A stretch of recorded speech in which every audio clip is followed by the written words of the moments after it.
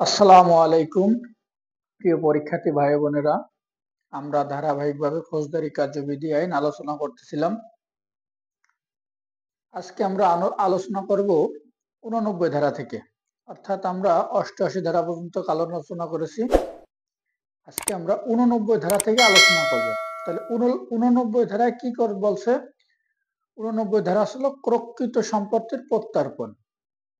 এখন এখানে বলা হয়েছে যে 88-র সাথে যে সম্পত্তি আদালত 6 মাস পর্যন্ত নিজ হেফাজতে রাখছে এবং আদালত মনে করছে যে এই ব্যক্তি হাজির হবে না, বা আদালতের মনে সন্দেহ আছে যে সে পলাতক হয়ে আছে বা সে আদালতে কখনোই হাজির হবে না, এই ধরনের মনোভাব যখন আদালতের মনে আসে তখন আদালত এই সম্পত্তি অনেক সময় বিক্রি করে দেয়।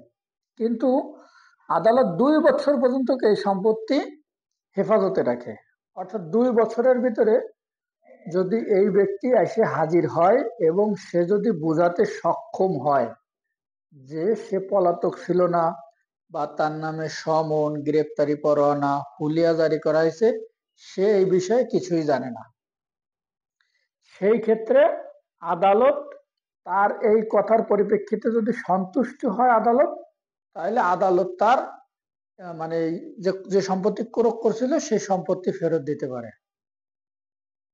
এবং এই যে সম্পত্তি ফেরত দেবে, এই ক্ষেত্রে যে খরচ, সেই খরচটা আদালত কাটিয়ে রাখবে এবং বাকি সম্পত্তি তাকে ফেরত দেবে। এটা হলো 89 ধারা।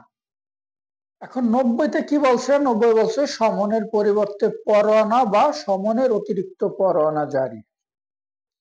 এখন এই বিষয়টা হচ্ছে যে আদালত যদি মনে করে যে যে ব্যক্তির নামে সমন জারি করা হয়েছে বা গ্রেপ্তারি পরোয়ানা জারি করা হয়েছে বা হুলিয়া জারি করা হয়েছে, সেই ব্যক্তি আদালতে হাজির হবে না বা হাজির হওয়ার আশু কোনো সম্ভাবনাই নাই, তাহলে এই ক্ষেত্রে আদালত তার বিরুদ্ধে সমনের পরিবর্তে সমনের অতিরিক্ত পরোয়ানা বা সমনের পরিবর্তে পরোয়ানা জারি করতে পারে। এটা স্লোগান 90। আর 91-তে কি বলছে? মুচলেখা নেবার ক্ষমতা। এখন মুচলেখা নেবার ক্ষমতা কি?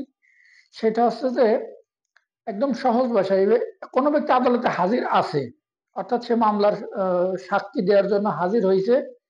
এখন কোনো কারণে এই মামলা ওই দিনকে হয়তো সাক্ষী গ্রহণ করা হয় নাই, বা কোনো কারণে কোর্ট বসে নাই, সেই ক্ষেত্রে আদালত ওই ব্যক্তির কাছে থেকে একটা মুচলেখা রাখতে পারে যে সে পরবর্তী ধার্য তারিখে এসে হাজির হবে।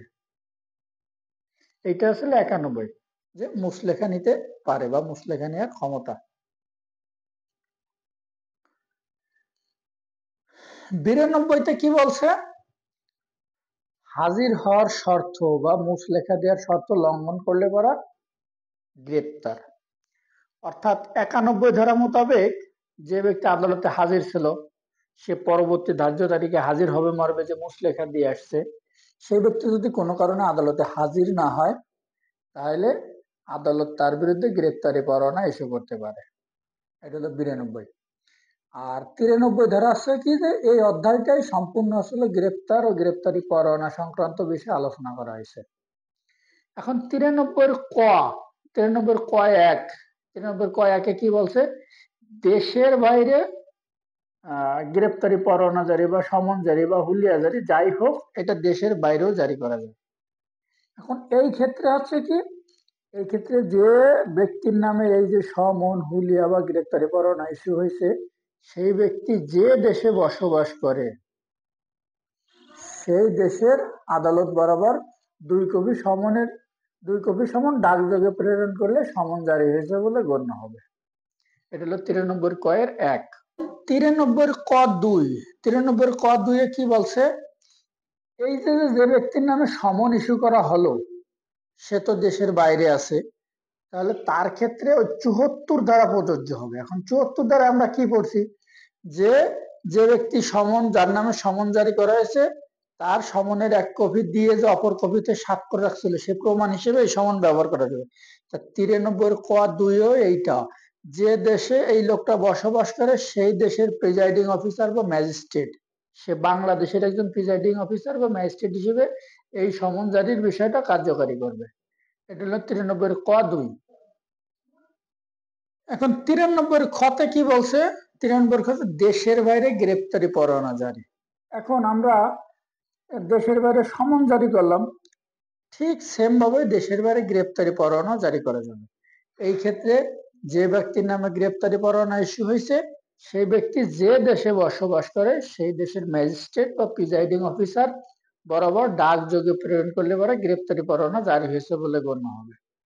এটা ছিল 93 গ। খ 93 খ। আর 93 গতে কি বলছে?